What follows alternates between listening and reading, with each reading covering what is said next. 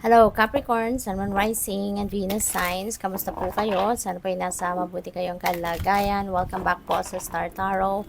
Kung bago po kayo rito, welcome po. And please subscribe, like, share, and leave me a comment po kung nakaresonate kayo. Maraming salamat. So, paunang message po ninyo is for general life. And we have the Empress. Napakaganda kasi Angel of Abundance is here.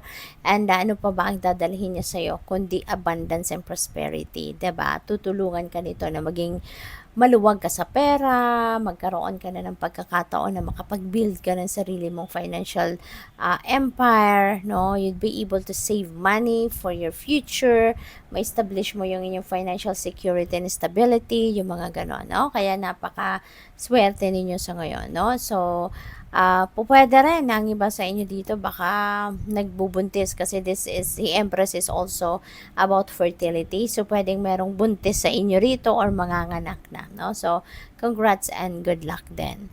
So, yung abundance na to, no? Pwedeng cold cash na talagang matanggap ninyo or pwedeng financial opportunity, no? Ang dadating. So, pwedeng meron kayong maraming offers na dumating dito na pwede ninyong pagkaperahan, no? So, yung next message ninyo is for your money, career, and finances, and we have Knight of Cups. This is great kasi si Empress, 'di ba, merong mga opportunity na pagkakaperahan dito na pwedeng dumating sa inyo. And si Knight of Cups na nag-fall sa money, career, and finances, this could also signify na talaga maaring merong mga offers na dadating. Merong mga magagandang offers, positibo na mga you can expect positive outcome, no, sa mga gagawin ninyo rito, bagong aktibidad, pwedeng bagong negosyo or bagong trabaho, bagong career path ninyo. You can expect positive outcome, no, sa mga area na yan, dito with the Knight of Cups. Kaya napakaganda kasi sakto lang na meron tayong Empress energy dito, no? Na talagang merong dadating na swerte. This could also signify financial gain. Kaya most likely merong karagdagang kaperahan, karagdagang kayamanan, no, na pwedeng dumating sa inyo sa ngayon. So, tignan natin kung ano pa ang mensahe ninyo naman para naman ito sa relationships. And we have strength. Ayan, Angel of Courage is here para tulungan ka, no, na maging matatag ka, na maging matibay ang inyong loob, maging matatag ka na harapin ang anumang siguro kung meron man kayong hindi pagkakaintindihan with your person, kung meron man kayong pinag-aawayan, or kung meron mga rough patch na pinagdadaanan ng inyong relasyon, no? So, tatagan mo lang ang inyong loob kasi, 'di ba? 'Di ba nga, strength can move mountains. Kaya kahit anumang problema, malalagpasan at malalagpasan mo 'yan. Mahahanapan mo 'yan ng solusyon. Huwag ka lang tumigil, no, na mag-persevere. Huwag ka lang sumuko. Okay? So, tignan natin kung ano yung kuha tayo ng mga clarifiers dito para sa mga nauna nating mga energies. So, dito sa Empress, we have Knight of Cups. Ayan. So, possible na ang iba sa inyo dito baka talagang may offer, no?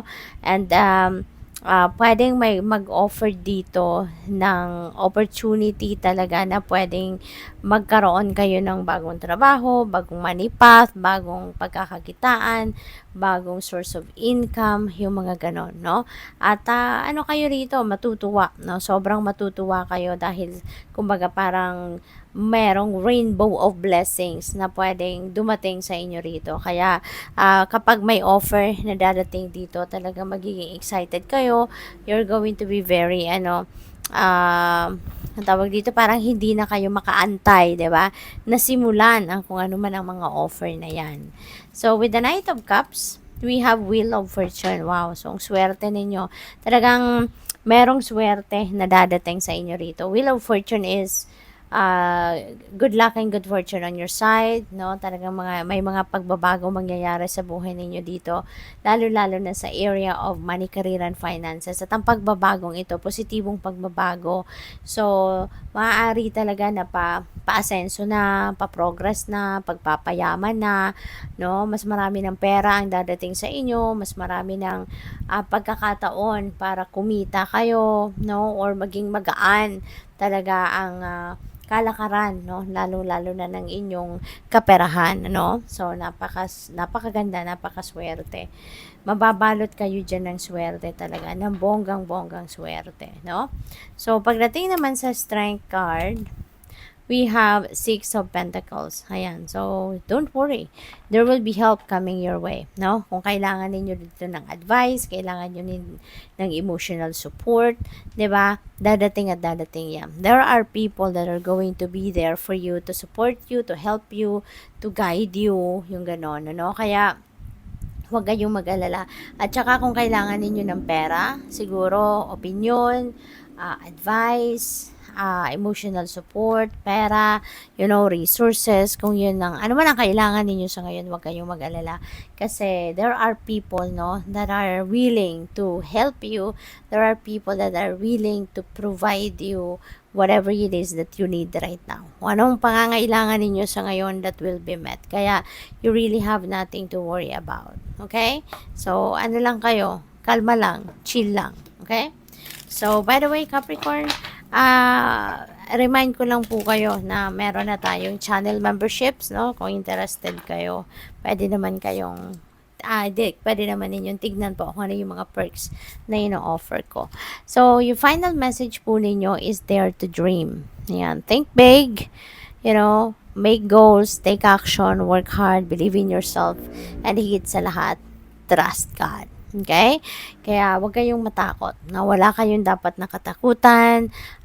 Dare to dream. Mangarap ka. Kasi libre lang ang mangarap. Okay? Mangarap ka lang din naman. Mangarap ka na ng big time.